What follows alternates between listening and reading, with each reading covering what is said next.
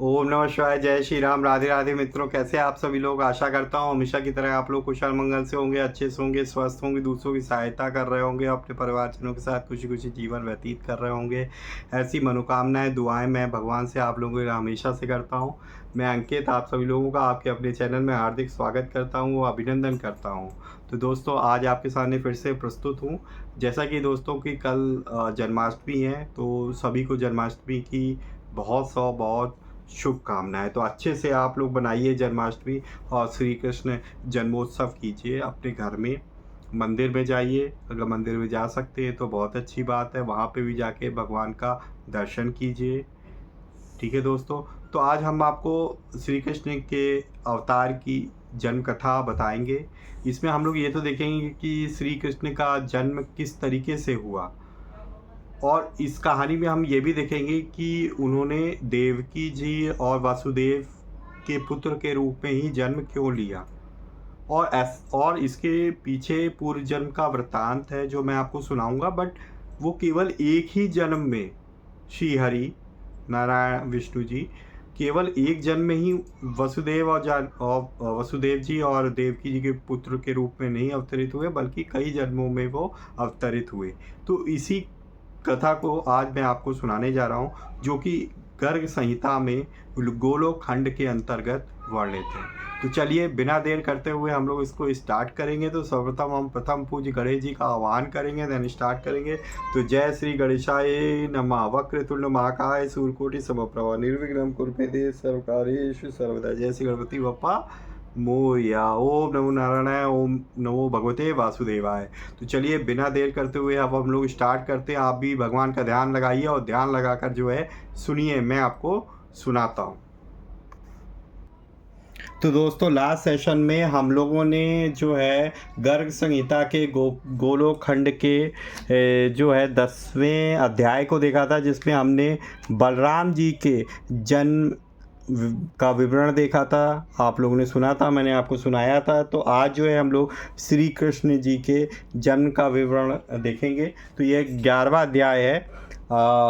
भगवान का वसुदेव देवकी में आवेश, देवताओं द्वारा उनका स्तवन, आविर्भाव कौल, अवतार विग्रह की झांकी, वसुदेव देवकी कृत भगवत स्तवन, भगवान द्वारा उनके पूर्व जन्म के वृतांत वर्णन पूर्वक अपने को नंद भवन में पहुंचाने का आदेश, कंस द्वारा नंद कन्या योग माया से कृष्ण के प्राकट्य की बात जानकर पश्चाताप पूर्वक वसुदेव देवकी को बंधन मुक्त करना, क्षमा मांगना और दैत्यों को बाल वध का आदेश देना। तो ये दोस्तों शीर्षक है हमारे पास इस 11वें अध्याय का।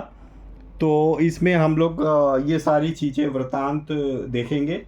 तो चलिए स्टार्ट करते हैं। श्री नारद जी कहते हैं कि हे मिथिलेश्वर, तदंतर परात्पर एवं परिपूर्णतम साक्षात भगवान श्री कृष्ण पहले वसुदेव जी के मन में आविष्ट हुए। भगवान का आवेश होते ही महामना वसुदेव सूर्य, चंद्रमा और अग्नि के समान महान तेज से उद्भासित हो उठे, मानो उनके रूप में दूसरे यज्ञ नारायण ही प्रकट हो गए हों। फिर सबको अभय देने वाले श्री कृष्ण देवी देवकी के घर में आविष्ट हुए। इससे उस कारागृह में देवकी उसी तरह दिव्य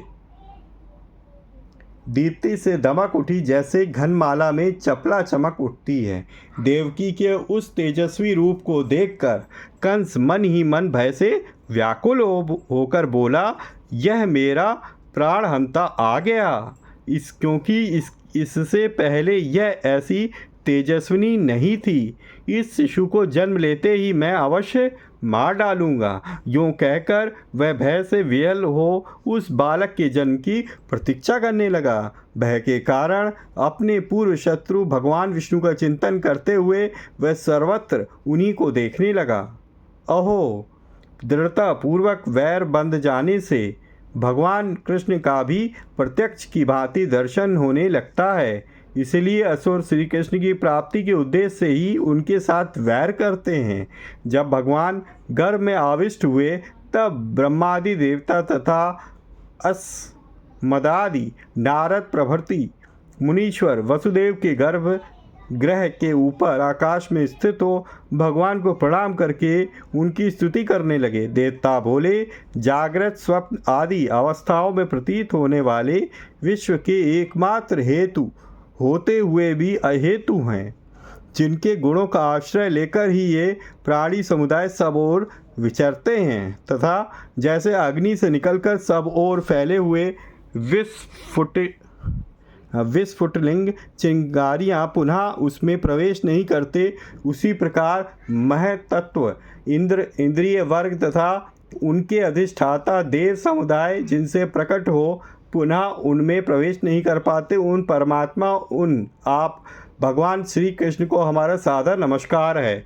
बलवानों में भी सबसे अधिक बलिष्ठ यह काल भी जिन पर शासन करने में समर्थ नहीं है, माया भी जिन पर कोई प्रभाव नहीं डाल सकती, तथा नित्य शब्द वेद जिनको अपना विषय नहीं बना पाता, उन परम अमृत प्रशांत शुद्ध परात्पर पूर्ण ब्रह्म स्वरूप आप भगवान की शरण में आए हैं, जिन परमेश्वर के अंशावतार, कलावतार, आवेशावतार तथा पूर्णावतार सहित विभिन्न अवतारों द्वारा इस विश्व के सृष्टि पालन आदि कार्य संपादित होते हैं, उन्हीं पूर्ण से भी परे परिपूर्णतम भगवान श्री कृष्ण को हम प्रणाम करते हैं। हे प्रभो, अतीत, वर्तमान और अनागत भविष्य मनवंतरों, युगों तथा कल्पों में आप अपने अंश और कला द्वारा अवतार विग्रह धारण करते हैं, किंतु आज ही यह सौभाग्यपूर्ण अवसर आया है जबकि आप अपने परिपूर्णतम धाम तेज पुंज का यहाँ विस्तार कर रहे हैं।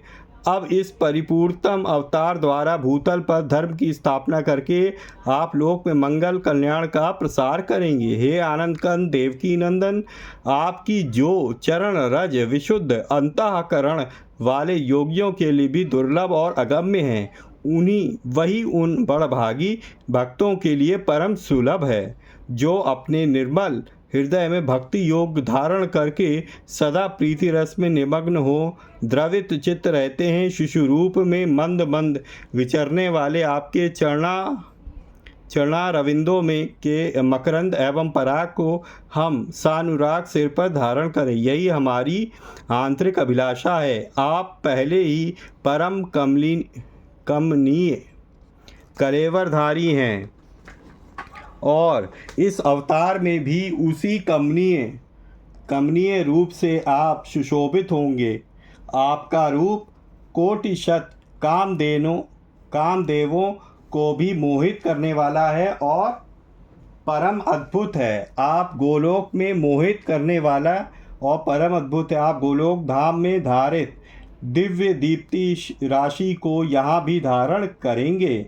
सर्वोत्तम धर्म धन के धारिता तथा श्री राधा वल्लभ को हम प्रणाम करते हैं। उस समय मुनियों सहित ब्रह्मा आदि सब देवता श्री हरि को नमस्कार करके उनकी महिमा का गान तथा स्वभाव की प्रशंसा करते हुए प्रसन्नता पूर्वक अपने अपने धाम को चले गए। मिथिला सम्राट बहुलाश्व तदंतर जब श्री हरि के प्राकट्य का समय आया, आकाश स्वच्छ हो गया, दशों दिशाएं निर्मल हो गईं, तारे अत्यंत उद्दीप्त उठे, भूमंडल में प्रसन्नता छा गई, नदी नद सरोवर और समुद्र के जल स्वच्छ हो गए, सब और सहस्र दल तथा शत दल कमल खिल उठे, वायु के स्पर्श से उनके सुगंध युक्त पराग सब दिशाओं में फैलने लगे, उन कमलों पर भ्रमर गुंजार करने लगे, शीतल मंद सुगंध वायु बहने लगी, जनपद और ग्राम सुख सुविधा से संपन्न हो गए, बड़े बड़े नगर तो मंगल के धाम बन गए,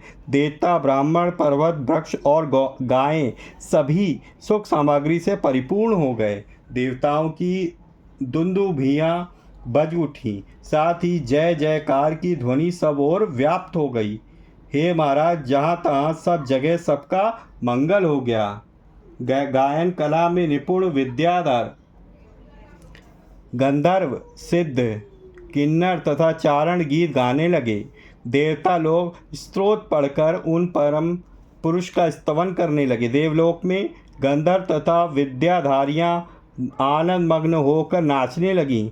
मुख्य देवता पारिजात, मंदार तथा मालती के मनोरम फूल बरसाने लगे और मेघ गर्जना करते हुए जल की वृष्टि करने लगे। भाद्रपद मास कृष्ण पक्ष रोहिणी नक्षत्र हर्षण योग तथा वृष लग्न में अष्टमी तिथि को आधी रात्रि के समय चंद्रोदय काल में, जबकि जगत में अंधेरा छा रहा था, वसुदेव मंदिर में देवकी के गर्भ से साक्षात श्रीहरि प्रकट हुए।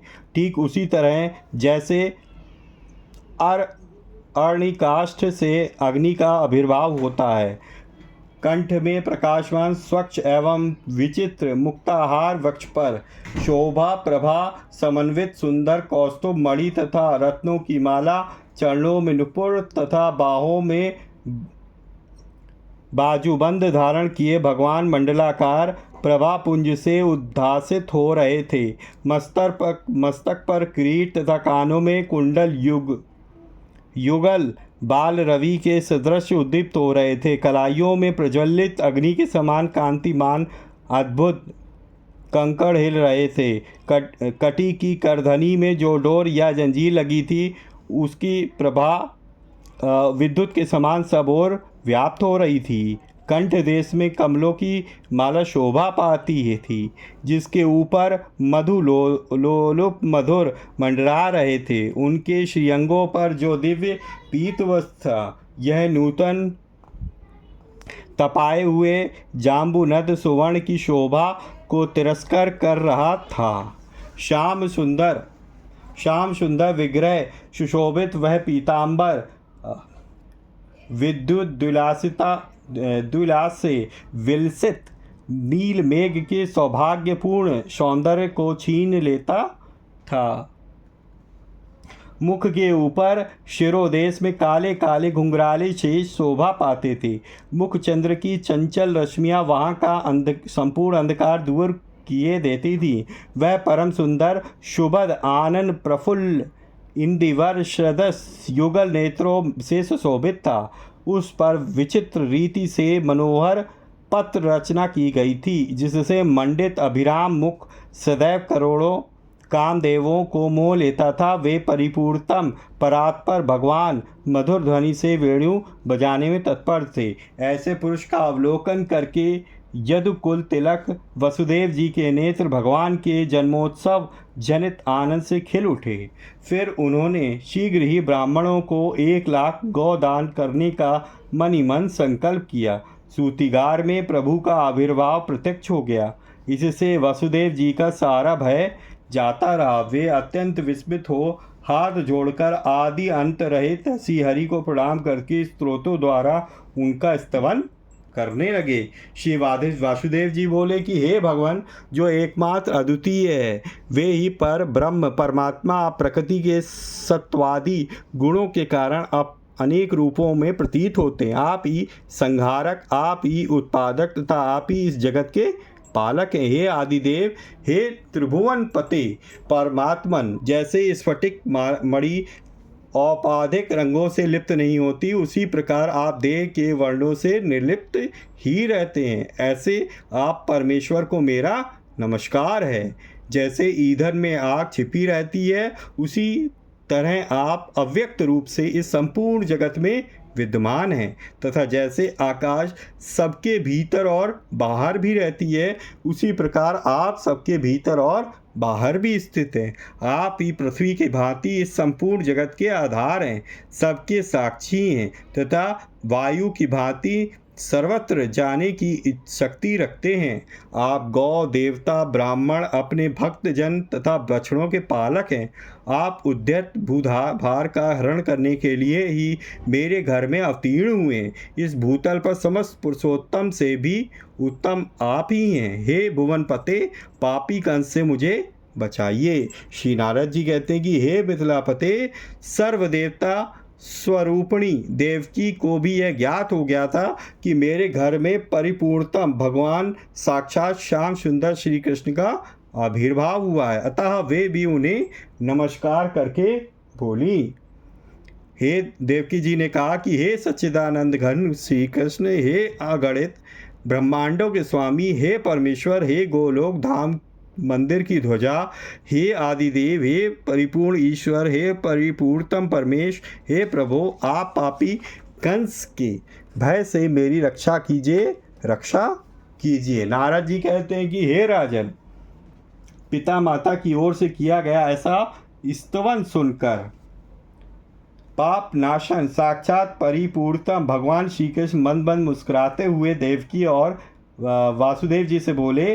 श्री भगवान जी ने कहा कि पूर्व सृष्टि में ये माता पतिव्रता प्रश्नी थी और आप प्रजापति सुतपा। आप दोनों ने संतान के लिए ब्रह्मा जी की आज्ञा से अन्न और जल का त्याग करके बड़ी भारी तपस्या की थी। अब ये पिछले जन्म का बता रहे हैं, ठीक है, देवकी जी और वासुदेव जी की। एक मनवंतर का समय बीत जाने पर भी प्रजा की कामना से आपकी तपस्या चलती रही। तब मैं आप दोनों पर प्रसन्न होकर बोला, आप लोग कोई उत्तम वर्ग मांग लें। मेरी बात सुनकर आप तत्काल बोले, हे प्रभु,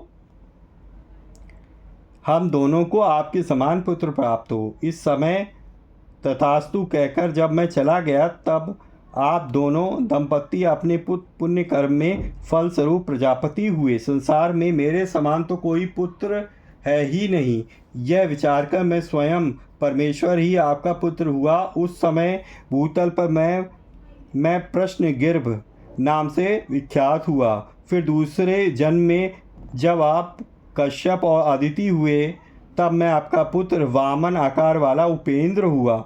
उसी प्रकार इस वर्तमान जन्म में भी मैं परात्पर परमेश्वर आप दोनों का पुत्र हुआ हूँ। हे पिताजी, आप मुझे नंद भवन में पहुँचा दे, इससे आप दोनों को कंस से कोई भय नहीं होगा। नंद राय जी की पुत्री को यहाँ ले आकर आप सुखी होइएगा। वो कहते हैं कि आप मुझे ले जाकर नंद जी के घर में यशोदा माता के पास छोड़ आइए, और वहाँ पे यशोदा माता को एक पुत्री हुई होगी, आप उसकी जगह उसको ले आइएगा और कंस को दे दीजिएगा, तो आप लोग की रक्षा हो जाएगी।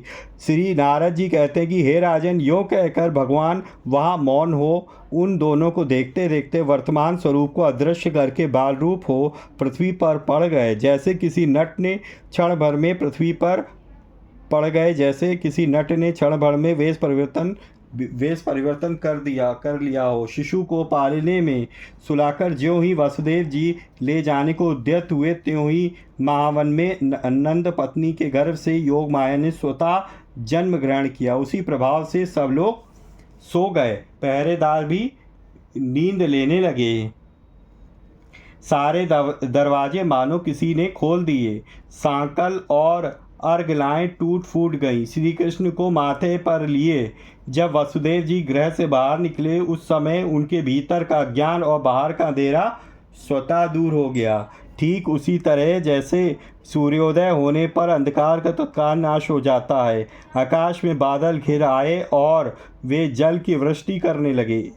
तब सहस्त्र मुख वाले स्वयं प्रकाश शेषनाग अपने फनों से छत्र छाया करके गिरती हुई जल की धाराओं का निवारण करते हुए उनके पीछे पीछे चलने लगे। उस समय यमुना के जल के वेग से बहने के कारण ऊंची लहरें उठती और भंवरें पड़ रही थी। वे सिंह और सर्पादि जंतुओं को भी बहाए लिए जाती थी, किंतु सरिताओं में श्रेष्ठ उन कलिंदिनी यमुना ने वसुदेव जी को तत्काल मार्ग दे दिया। नंदराय जी का सारा व्रज गाढ़ी नींद में सो रहा था। वहां पहुंचकर वसुदेव जी ने अपने परम शिशु को यशोदा जी की सैया पर शीघ्र सुलाकर उसे दिव्य कन्या को देखा। यशोदा जी की उस दिव्य कन्या को गोद में लेकर वसुदेव जी पुनः अपने घर लौट आए और वे यमुना जी को पार करके पूर्वत अपने घर में स्थित हो गए। उधर गोपी यशोदा को इतना ही ज्ञात हुआ कि उसे कोई पुत्र या पुत्री हुई है।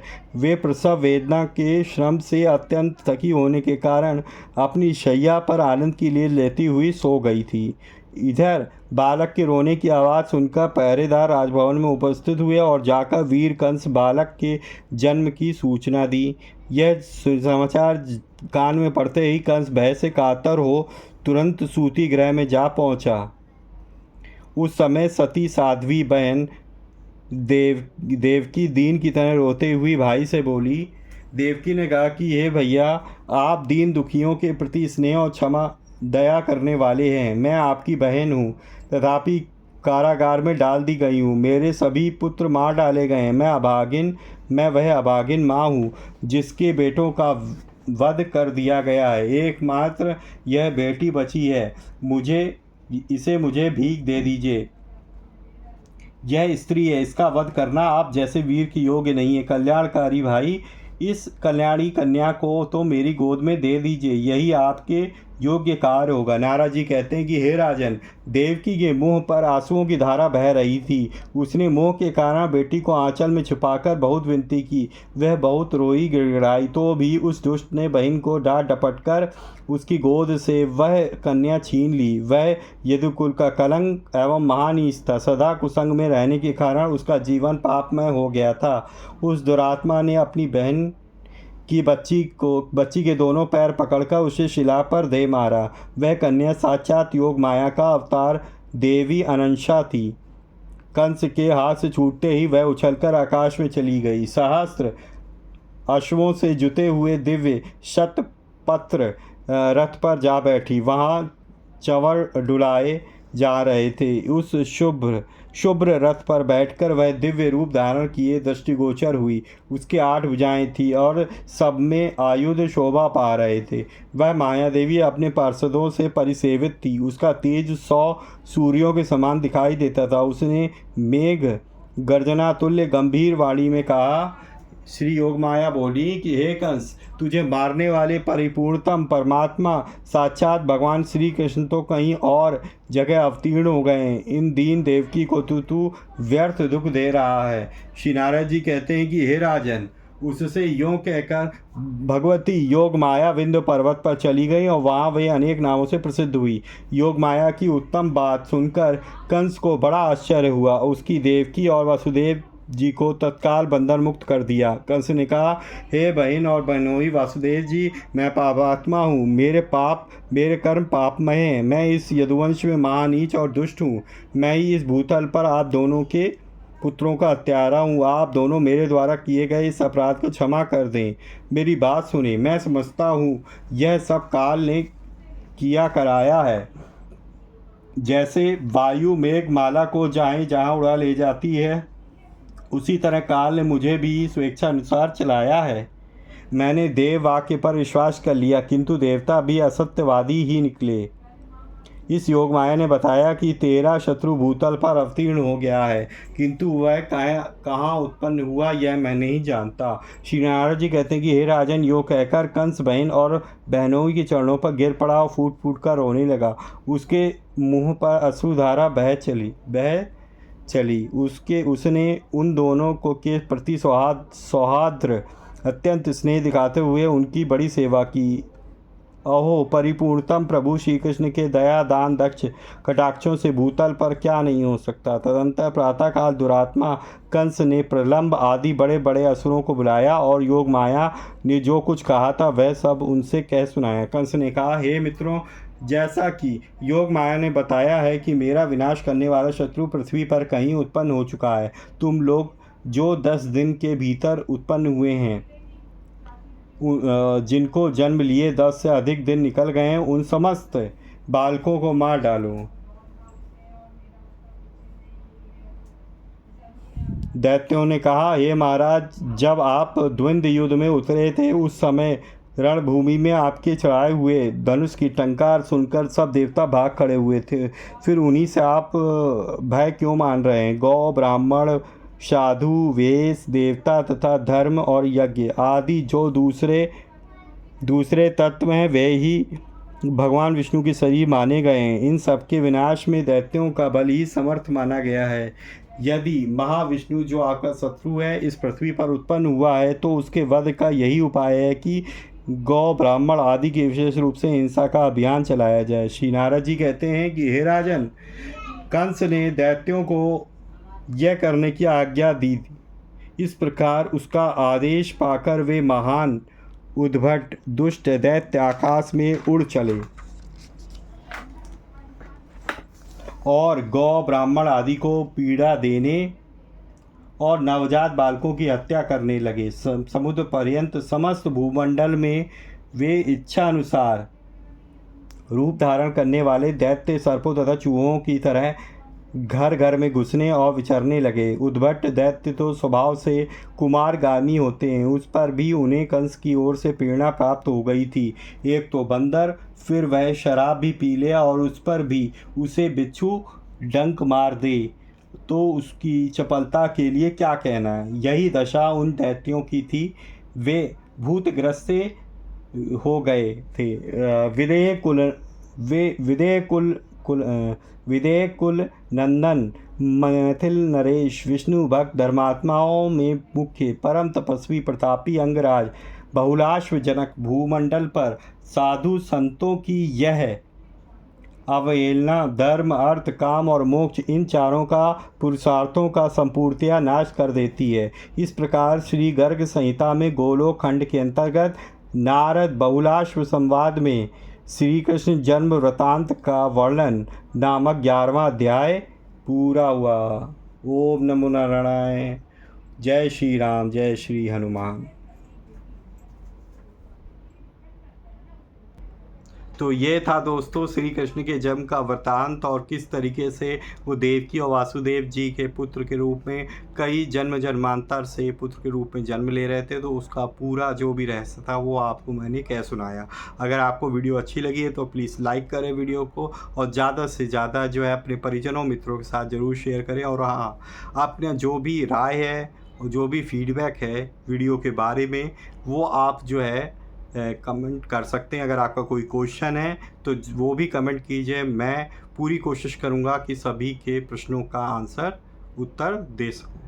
ठीक है दोस्तों, तो इसी तरीके से भगवान की भक्ति करते रहिए, अपने परिवारजनों मित्रों के साथ खुशी खुशी जीवन व्यतीत करिए। और हाँ, हमेशा की तरह किसी न किसी पर्सन की हेल्प करने की ज़रूर कोशिश करिए। अगर आप पहली बार मेरे चैनल पर विजिट किया हुआ है और आप इस तरीके की वीडियो और देखना चाहते हैं तो प्लीज़ सब्सक्राइब करें मेरे चैनल को और बेल आइकन को प्रेस करना ना भूलें ताकि लेटेस्ट से लेटेस्ट वीडियो की इन्फॉर्मेशन आप तक पहुंच सके। तो मिलते हैं नेक्स्ट वीडियो में, तब तक के लिए जय श्री राम, राधे राधे मित्रों।